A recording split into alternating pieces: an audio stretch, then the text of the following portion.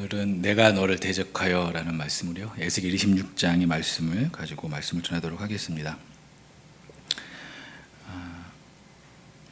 참고로 저번 주죠. 저번 주 기도 많이 해주셔서 휴가를 잘 다녀왔습니다. 한 주가 지났지만 인사를 늦게 드리는 것 같네요. 많이 걸으면서 또 하나님이 주신 자연을 깊숙이 또 보고 또 힘들어하면서 집에 와서 또 입술도 막 부르트고 그랬는데요. 그만큼 참 좋았고 또 특별히 더 우리가 겉에서만 보던 것과 또 이렇게 안에 이렇게 캐년이라는 그 안에 이렇게 또 들어가서 보니까 또 다른 맛이 있더라고요. 그래서 하나님께서 정말 대단하시다라는 것을 다시 한번 좀 깨닫고 돌아오는 시간이었습니다. 기도해 주셔서 감사하고요. 오늘은 에스겔 26장 전체 본문입니다.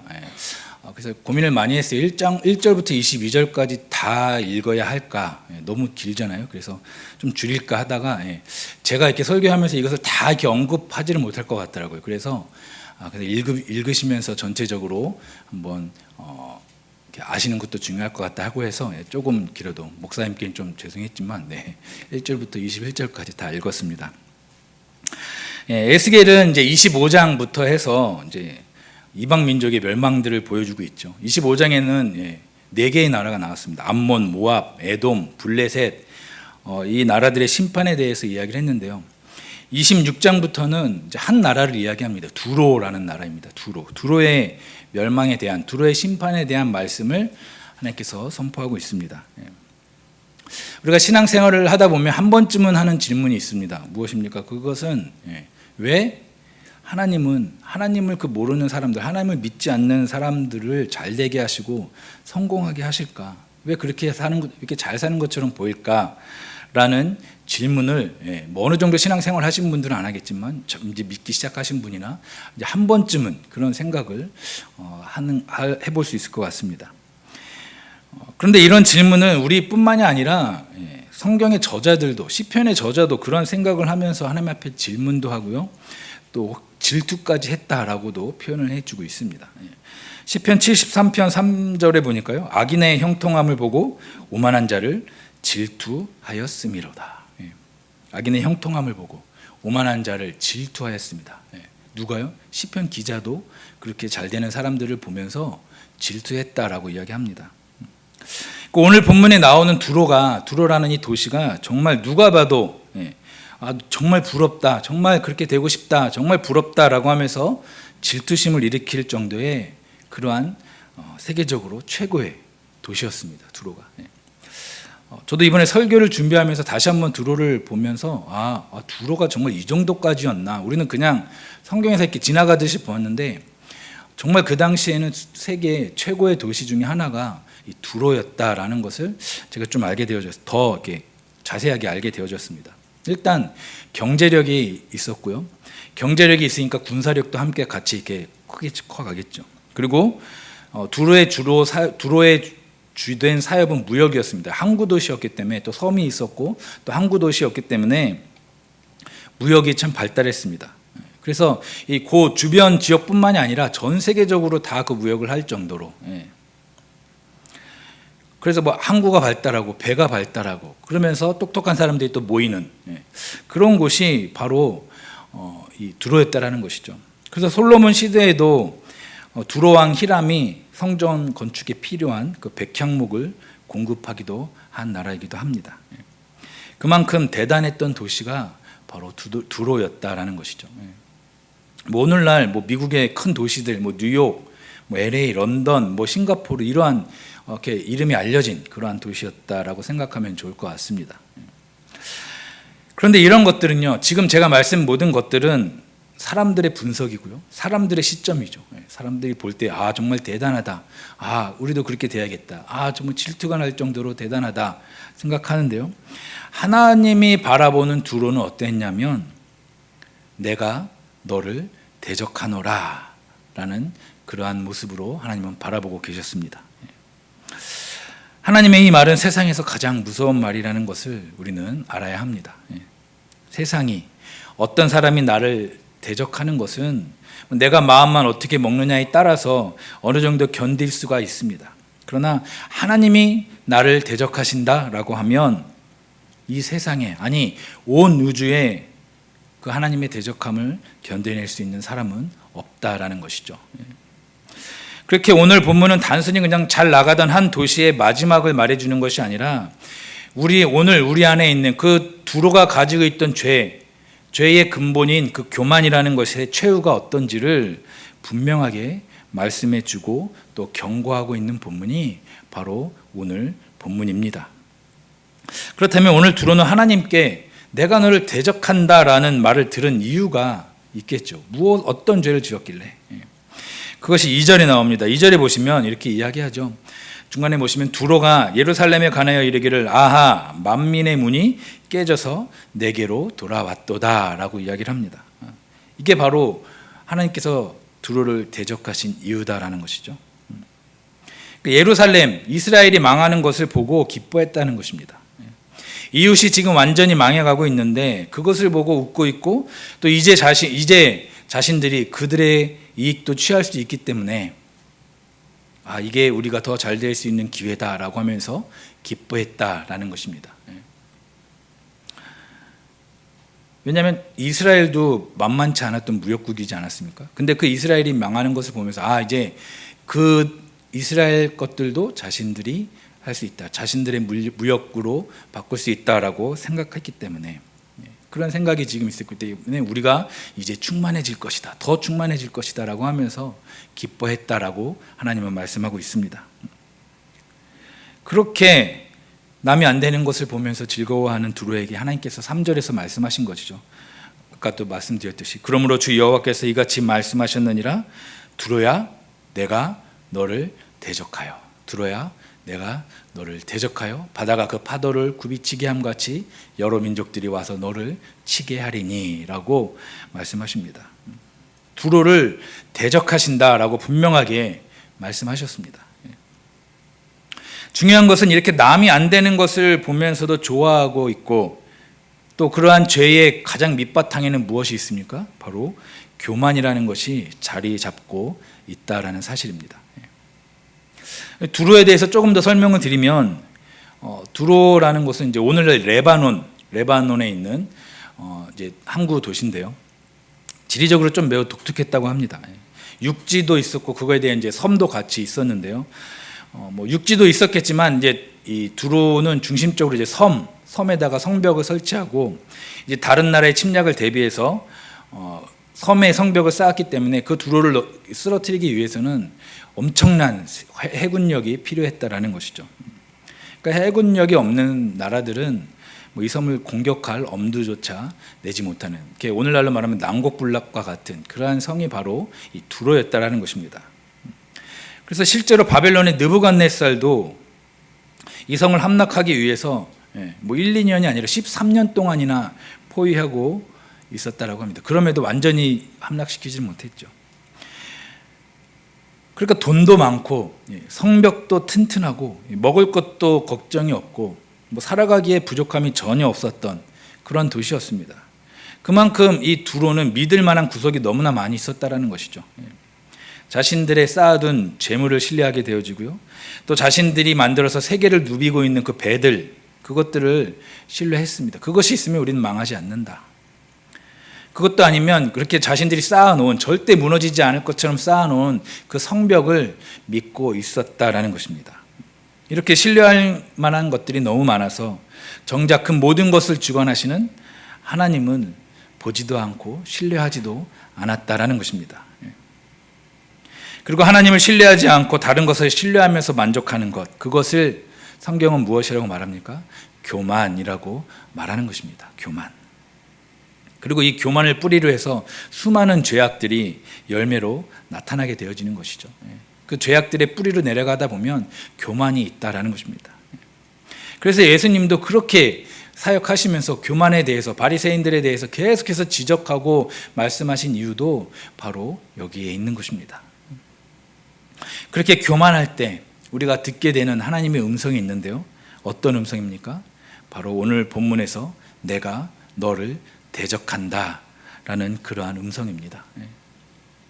어떤 크고 대단한 죄가 있기 때문에 대적하는 것이 아니라 마음속에 있는 그 작은 교만의 씨앗 때문에 하나님은 내가 너를 대적한다라고 말씀하신다라는 사실입니다.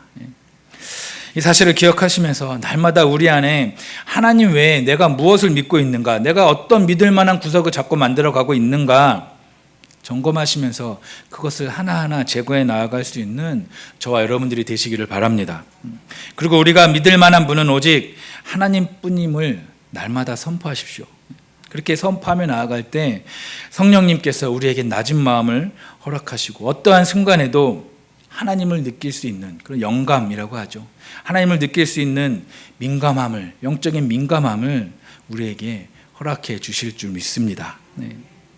그렇게 계속 오늘 본문을 보시면 하나님께서 대적하시면 어떻게 되는지를 두로의 모습을 통해서 구체적으로 자세하게 보여주시는데요.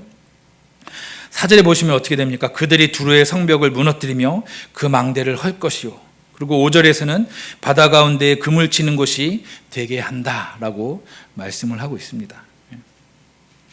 아무리 난곡불락 같은 성벽이라고 해도 무너지게 될 것이고, 지금은 세계 최고의 무역 항구일지 몰라도 그때에는 어부들이 그물을 그냥 말리는, 그저 그물을 말리고 있는 작은 시골의 어촌처럼 되어질 것이다. 그렇게 하나님께서는 말씀하신 것입니다. 당시 이 말을 들은 사람들은, 이 예언을 들은 사람들은 어땠을까요? 말도 안 되는 소리다. 그 두로가 그렇게 작은 어촌이 되어버린다고? 말도 안 된다라고 생각했을 것입니다. 그러나 실제로 역사를 보면 하나님의 말씀이 구체적으로 자세하게 이루어졌음을 증명하고 있습니다. 기원전 586년 누부갓네살이 두로를 공격했고, 아까도 말씀드린 것처럼 13년 동안 포위하고 있었고, 또 250년 후에는, 그로부터 250년 후에는 알렉산더 대왕이 두로를 완전히 함락시켜 버린 그러한 역사가 있습니다. 그래서 지금 레바논 그 두로 지역에 가보면 그때 흔적만 남아 있고요, 정말 황량한 어촌이 되어져 있다라고 합니다. 과거의 그런 찬란함은 찾아볼 수가 없다라는 것이죠. 하나님의 말씀하신 그대로 역사 가운데 성취되어진 것입니다. 이것이 바로 하나님의 주권적인 역사다라고 이야기를 하는 것이죠. 제가 몇 번 말씀을 인용하는데요, 사람이 계획할지라도 그 일을 이루시는 분은 누구예요? 하나님이시다라는 것. 우리가 분명히 우리가 알아야 될 것은, 하나님은 우리의 인생이든 이 세상의 역사든 그런 역사의 그냥 관찰자가 아니라는 것입니다. 그냥 지켜보고 계시는 분이 아니라 그 역사의 통치자이고 역사의 주관자이고 역사를 이끌어가고 계시는 분이 바로 우리 하나님이십니다. 그래서 우리의 신앙을 잘 정리해 놓은 이 웨스터민스터 신앙고백이라고 있는데요, 웨스터민스터 신앙고백서의 제5장에 보면 하나님의 섭리에 대한 부분이 나옵니다. 거기서 이렇게 이야기하죠. 하나님께서 가장 작은 일부터 가장 큰 역사까지 자신의 지혜롭고 거룩한 섭리로 다스린다, 그렇게 정리해 주고 있습니다. 하나님께서 가장 작은 일부터 가장 큰 역사까지 자신의 지혜롭고 거룩한 섭리로 다스린다. 가장 작은 것에서 가장 큰 것까지 하나도 빠짐없이 하나님의 거룩한 섭리로 다스린다라고 분명하게 정리해 주고 있습니다. 이 사실을 기억하시면서 사람의 계획과 뜻에 따라서 인생이나 세상의 역사가 아니라 세상의 역사가 움직여지는 것이 아니라 오직 하나님의 구원 계획에 따라서 정말 한치의 오차도 없이 역사는 움직여 간다는 사실을 믿으시고 신뢰할 수 있는 저와 여러분들이 되어지시기를 바랍니다. 이렇게 1절부터 6절까지 하나님께서 두로를 심판하시겠다라는 선언을 하시는데요, 그렇게 선언을 하신 하나님은 7절부터는 이제 심판의 방법까지 아주 구체적으로 이야기를 해주고 있습니다. 그것이 우리가 오늘 읽은 본문이죠. 7절, 대표적으로 7절을 보시면 이렇게 이야기합니다. 주 여호와께서 이같이 말씀하셨느니라. 내가 왕들 중에 왕 곧 바벨론의 느부갓네살 왕으로 하여금 북쪽에서 말과 병거와 기병과 군대와 백성의 큰 무리를 거느리고 와서 두로를 치게 할 때에 라고 말씀을 합니다. 여기서 우리가 좀 봐야 될 표현은 바로 내가라는 겁니다. 내가, 하나님이죠. 하나님이 왕들 중 곧 바벨론의 느부갓네살 왕으로 하여금, 내가, 하나님이 무리를 거느리고 오신다. 하나님은 느부갓네살이 거느리고 와서 침략할 것이다, 그것을 내가 알고 있다가 아니라 내가 직접 그 왕들로 거느리고 와서 무너뜨릴 것이다 라고 이야기하고 있다라는 사실입니다. 하나님의 주권, 하나님의 섭리인 것이죠. 하나님께서 직접 섭리하실 것을 언급하신 본문이기도 합니다. 하나님께서는 왕도 사용하시고 군대도 사용하시고 국가도 사용하시고 심지어는 하나님을 알지 못하는 이방 왕까지도 사용하셔서 하나님의 뜻을 이루는 도구로 사용하시는 분이다라는 것이죠. 이사야서에서도 하나님께서는 아수르를 어떻게 사용하셨습니까? 내 진노의 막대기다라고도 하시면서 말씀하신 것, 바로 같은 이야기입니다. 이것을 가지고 하나님 어떻게 그러실 수 있습니까? 하나님은 모르는 사람을 사용하셔서 하나님의 백성을 치신다고요? 그러나 피조물 우리는 그것이 좋다, 맞다, 그르다 그것을 말할 수가 없습니다. 하나님의 그 큰 그림을 우리는 볼 수 없기 때문이죠. 하나님의 절대 주권 가운데 이루어지는 것이다 라는 것만 우리는 인정하면 되는 것입니다. 그것이 바로 믿음인 것이죠.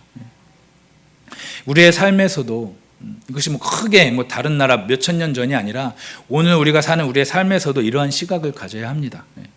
나를 힘들게 하는 사람이 있을 때, 어떠한 경제적인 문제가 있을 때, 아니면 좀 더 크게 봐서 나라나 어떤 경제적인 문제가 있을 때, 정치 여러 가지 문제가 있을 때, 더 나아가서 세상 가운데 일어나는 전쟁의 문제들, 여러 가지 자연재해들의 문제들, 여러 가지 사건 사고를 보면서 우리는 이 성경적인 세계관으로 그것들을 바라보고 해석해야 한다라는 것이죠.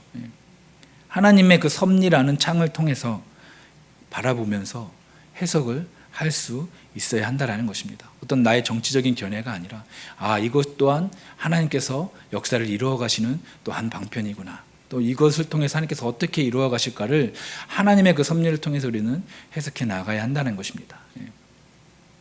예수님도 말씀하셨습니다. 참새 한 마리도 아버지의 허락 없이는 땅에 떨어지지 않는다라고 분명하게 말씀하셨습니다.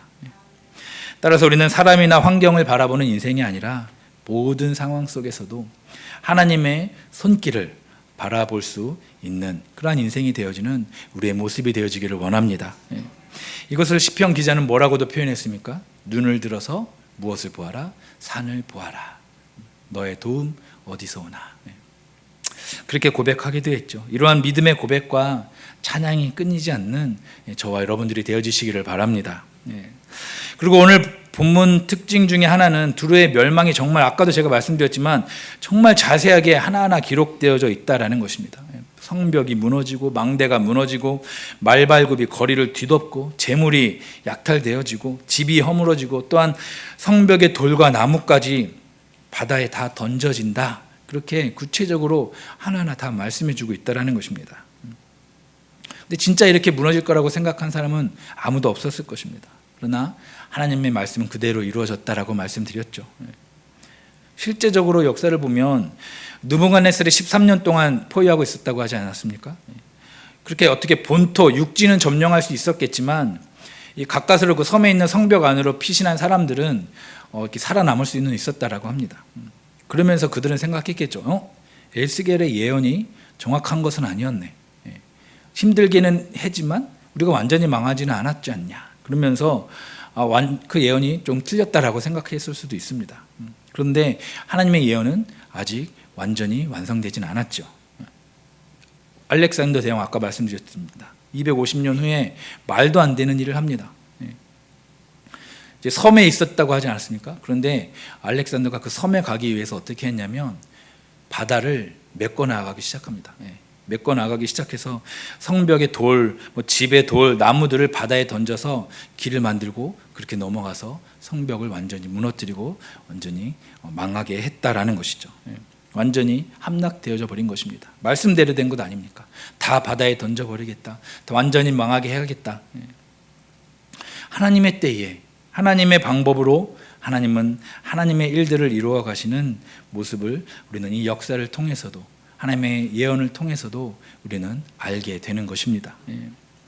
이것을 보면서 믿음이라는 것은 빨리 이루어지는 것을 보는 것이 아니라 하나님이 반드시 이루어 주실 것을 신뢰하는 것임을 우리는 다시 한번 깨닫게 되어지는 것이죠. 믿음이라는 것은 빨리 이루어지는 것이 믿음이 아니라, 빨리 이루어지는 것을 믿는 것이 믿음이 아니라 반드시 하나님께서는 이루실 것이다 라는 그것을 신뢰하는 것, 그것이 믿음이다 라는 사실입니다. 혹시 기도하고 있는 기도 제목 중에, 성도님들이 기도하고 있는 기도 제목 중에 내가 아무리 기도하고 있는데 응답되지 않는 기도 제목이 있다 라는 그러한 제목이 있습니까? 그 기도 제목이 적어도 하나님의 약속에 근거한 기도 제목이라면 하나님은 결코 그 약속을 잊지 않으시는 분임을 믿으시기를 바랍니다. 그리고 그 믿음을 가지고 계속해서 기도해 나간다면 분명히 하나님은 하나님의 그 주권 가운데 그 기도에 응답해 주실 줄 믿습니다. 그것이 믿음으로 기도하는 것입니다. 그러한 온전한 믿음의 소유자로 세워지시는 저와 여러분들이 되어지시기를 바랍니다. 이제 마지막 단락으로 넘어가는데요. 15절부터 21절이 마지막 단락입니다. 두로의 심판을 이제 지켜보던 주변의 나라의 반응들도 나오게 됩니다. 15절에서는 두로의 마지막 모습을 보면서 섬들이 진동한다라고 이야기하고 있고요. 16절을 보시면 이렇게 이야기하죠. 그때의 바다의 모든 왕이 그 보좌에서 내려 조복을 벗으며 수놓은 옷을 버리고 떨림을 입듯 하고 땅에 앉아서 너로 말미암아 무시로 떨며 놀랄 것이며, 주변의 나라 왕들이 어떻게 해요? 무시로 떨며 놀라고 있다. 그 왕 앉아있던 보좌에서 내려와서 무시로 떨며 놀랄 정도로 두로의 멸망을 그렇게 대단하게 본다라는 것입니다. 왜 그렇게 놀라고 있습니까? 그렇게 두로가 자랑하고 있었던, 또 의지하고 있었던 돈의 힘, 군대의 힘, 지혜의 힘, 그것은 아무것도 아니었구나라는 것을 직접 눈으로 보았기 때문에 떨 수밖에 없었다라는 것입니다. 이렇게 주변 사람들도 놀랄 정도로 멸망하게 되는 두로의 죄는 바로 그 모든 자신들이 쌓아놓은 영광을 하나님의 자리에 올려놓았기 때문에 그 일들이 일어났다라는 것이죠. 그리고 그것을 우리는 다른 말로 무엇이라고 합니까? 우상이라고 하는 것입니다. 우상. 그러니까 교만, 우상 다 연결되어지는 것입니다. 결국에는. 그렇게 하나님이 아닌 다른 것들을 의지하고 믿는 두로를 하나님은 그냥 적당히가 아니라 완전히 멸망시킬 것을 확실하게 말씀하셨습니다. 그렇게 말씀하시면서 26장은 마무리가 되어진 것입니다. 지금까지 제가 이렇게 말씀을 드려서 아시겠지만, 어느 정도 눈치를 채셨겠지만 계속 반복하고 있습니다. 그 두로의 멸망이 어떻게 이루어질 것이고 그것이 왜 이루어진 것을 지금 계속해서 반복해 주고 있습니다. 그만큼 확실한 멸망을 말씀해 주고 있다는 것이죠. 20절, 21절 얼마나 확실하냐면 20절, 21절에 보시면 내가 너를 구덩이에 내려가는 자와 함께 내려가서 옛적 사람에게로 나아가게 하고 너를 그 구덩이에 내려간 자와 함께 땅 깊은 곳 예로부터 황폐한 곳에 살게 하리라. 내가 다시는 사람이 거주하는 곳이 되지 못하리니 살아있는 자의 땅에서 영광을 얻지 못하리라. 내가 너를 패망하게 하여 다시 잊지 못하게 하리니 사람이 비록 너를 찾으나 다시는 영원히 만나지 못하리라. 주 여호와의 말씀이니라. 완벽한 그러한 멸망을 말씀해 주고 있죠. 지금의 두로를 전혀 회복할 수 없도록 구덩이에 내려간 자와 함께 땅속 깊이 내려갔다라고도 하시고 영원히 그 누구도 다시는 만나지 못하겠다. 그렇게 완전히 멸망시키겠다. 직접 하나님이 말씀하셨습니다. 정말 무섭죠. 하나님이 대적하는 자가 어떻게 되는지를 너무나 확실하게 잘 보여주는 본문이 바로 오늘 본문입니다. 그런데 하나 다행스러운 것은 하나님은 자기 백성은 끝까지 구원하신다라는 사실입니다. 두로는 멸망했습니다. 그 찬란했던 두로가 지금은 흔적만 조금 남아있을 뿐이었습니다. 그러나 하나님의 백성은 징계를 받을 수는 있어도 버리지는 않는다라고 분명히 말씀하셨습니다. 이것이 바로 하나님의 약속이고 은혜인 것이죠. 이스라엘과 두로의 차이가 바로 그것입니다. 예수님께서도 요한복음 6장 39절에 말씀하셨습니다. 요한복음 6장 39절에 보시면 나를 보내신 이의 뜻은 내게 주신 자 중에 내가 하나도 잃어버리지 아니하고 마지막 날에 다시 살리는 이것이니라. 완전히 죽이는 것이 아니라 다시 살리는 것. 잃어버리지 않는 것, 정말 징그럽게 말을 듣지 않는 우리, 그러한 우리가 바로 하나님의 자녀이기에 하나밖에 없는 아들을 십자가에 죽이시면서까지 구원해낸 우리를 하나님은 결코 포기하지 않으시고 끝까지 이끌어 가신다라는 사실입니다. 이것을 성도의 견인이라고 어렵게 이야기하기도 하죠. 우리가 하나님을 붙드는 것이 아니라 하나님께서 우리를 끝까지 붙드시기 때문에 우리는 불안해할 필요 없이 그 하나님의 신실하심만 믿고 끝까지 버티면 되는 것입니다. 이것이 참으로 큰 은혜인 것이죠. 믿으십니까? 그 하나님을 생각하면, 그 신실하신 하나님, 끝까지 우리를 붙드시는 하나님을 생각하면 우리는 하나님을 찬양하지 않을 수 없고 감사하지 않을 수 없고 그냥 대충 예배할 수 없는 것이 바로 우리의 정체성이다라는 것입니다. 우리 멕시코 단기 선교팀이요, 선교 가서 초청잔치, 마지막 날 초청잔치를 하는데요, 그때 마지막 이 멕시코 사람들에게 불러줄 찬양이 바로 이 내용입니다. 신실하신 그 하나님. 다음 주 주일에 궁금하신 분들은 다음 주 주일에 오시면 특송으로 들으실 수 있습니다. 맛만 보여드리면 Tu fidelidad es grande, 우리 같이 선교팀원들 같이 Tu fidelidad incomparables.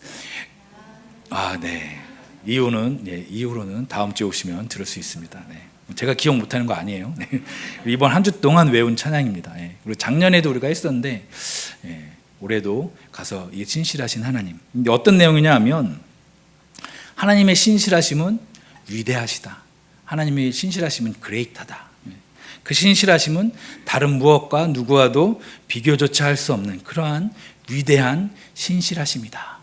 그 내용입니다. 이 내용으로 찬양하고 이 고백이 또한 이 단기 선교팀 고백뿐만이 아니라 모든 성도님들의 고백이 되어지시기를 바랍니다. 그리고 다음 주 월요일부터 수요일까지 진행되어지는 멕시코 단기 선교 가운데 이런 신실한 하나님에 대한 믿음의 고백이 넘쳐날 수 있도록, 그러한 영혼들이 돌아올 수 있도록 이곳에 계신 성도님들은 함께 기도해 주시기를 바랍니다. 특별히 이번 멕시코 단기 선교는 좀 교회 주변에 있는 집들을 막 랜덤으로 방문하게 되어집니다. 그냥 무조건 가서 문을 두들기고 복음을 전하고 또 초청하고 그렇게 하게 되어지는데요, 얼마나 많은 집들을 방문하게 될지는 모르겠지만 그냥 한 번의 이벤트로 1년에 한 번 왔다 가는 그런 것으로 끝나는 것이 아니라 정말 그 가운데, 그 영혼 가운데 한 영혼이라도 열매 맺혀질 수 있도록, 한 영혼이라도 열매 맺혀진다면 정말 이번 단기 선교가 성공적인 단기 선교가 되겠죠. 그래서 끝까지 그분의 백성을 책임지시는 신실하신 하나님의 역사가 그 때까때 지역 가운데 또 현지 교회 가운데 시작되어질 수 있도록, 그러한 시발점이 되어지는 이번 단기 선교가 되어질 수 있도록, 작년에도 그렇게 씨앗을 뿌리고 왔지만 올해도 또 씨앗을 뿌릴 때 그렇게 영혼의 추수의 열매가 맺혀질 수 있도록 기도해 주시기를 바랍니다. 오늘 말씀을 정리하겠습니다. 두로는 예루살렘의 고통을 보고 어떻게 했습니까? 내가 충만함을 얻으리라 라고 이렇게 즐거워했습니다. 이것은 오늘날의 세상의 논리와도 같죠. 남의 실패, 나의 어떤 경쟁자가 잘 안 됨으로 말미암아 내가 앞서갈 수 있다라는 그러한 논리와도 같습니다. 그러나 하나님의 백성은 달라야 합니다. 로마서에서도 얘기했죠. 즐거워하는 자들과 함께 즐거워하고 우는 자들과 함께 울라라고도 이렇게 바울이 이야기했습니다. 이웃의 위기와 아픔을 나의 기회로 삼는 것이 아니라 그러한 교만함을 버리고 예수 그리스도의 긍휼의 마음을 품는 그러한 저와 여러분들이 되어주시기를 바랍니다. 또한 두로는 바다 한가운데 성벽을 쌓고 그것이 우리를 지켜주실 것이다. 이것 때문에 우리는 괜찮다, 안전하다, 부족함이 없다, 이 재물과 군대가 있으면 우리는 문제가 없다, 그렇게 믿었는데요. 그러나 아무리 난곡불락이라고 하는 그러한 성벽도 하나님의 손짓 한 번이면, 하나님의 바람 한 번이면 그 견고했던 요새, 무역했던 그 모든 배들, 그 북적거렸던 항구는 어부들이 그저 그물을 말리는 평범한 어촌으로 변해버렸다라는 이 사실을 우리는 기억해야 합니다. 혹시라도 우리 안에 이러한 이 섬의 성벽과 같은 것들을 쌓아가고 있지는 않는지 오늘 이 아침의 시간에 좀 돌아보았으면 좋겠습니다. 돈, 명예, 세상의 어떤 그런 스펙들 아니면 좋은 인맥들, 그것이 우리의 인생을 지켜줄 것이다, 그것이 나의 믿을 구석이다 라고 생각하고 있지는 않냐는 것입니다. 물론 겉으로는 정답을 너무나 우리는 잘 알고 있기 때문에 난 아니다 라고 말씀하시는 분도 계시겠지만, 정말 내 마음 깊은 곳에 그러한 것을 의지하고 있는 마음은 없는지 정말 깊은 곳을 한번 돌아보는 이 아침의 시간이 되어지기를 바랍니다. 분명히 기억하십시오. 세상의 요새는 반드시 흔들리고 무너질 때가 온다라는 사실입니다. 그래서 우리가 의지해야 될 것은 이 세상 마지막 날까지 흔들리지 않는 반석 대신 하나님뿐임을 믿으시기를 바랍니다. 그래서 오늘은 제 결론을 좀 내고 싶은데요, 두 가지 성경 구절을 보여줄 텐데 무엇을 선택하실지 결단하는 시간이 되어졌으면 좋겠습니다. 먼저는 오늘 우리가 본 에스겔 26장 3절의 말씀입니다. 두로야, 내가 너를 대적하여. 하나님이 나를 대적하는 인생이 될 것인가. 두 번째는 로마서 8장 31절입니다. 하나님이 우리를 위하시면 누가 우리를 대적하리요. 하나님이 대적하는 인생이 되시겠습니까? 아니면 하나님이 위하시는 인생이 되시겠습니까? 물론 두 번째를 선택하시겠죠. 그냥 머리로만 정답이니까 그냥 정답을 선택하는 것이 아니라 정말 우리의 인생 가운데 나의 모든 어떠한 선택의 순간마다 편함없이 우리를 이끌어주시는 신실하신 하나님을 담대하게 용기 있게 선택해 나아갈 수 있기를 바랍니다. 그럴 때 누가 우리를 대적하리요. 우리를 대적할 것은 없습니다. 하나님께서 대신 싸워주실 것입니다. 그것을 믿는 것이 바로 겸손이고 승리라고 말하는 것입니다. 그렇게 날마다 겸손한 승리자가 되어지시는 저와 우리 모든 성도님들이 되시길 주님의 이름으로 축복합니다.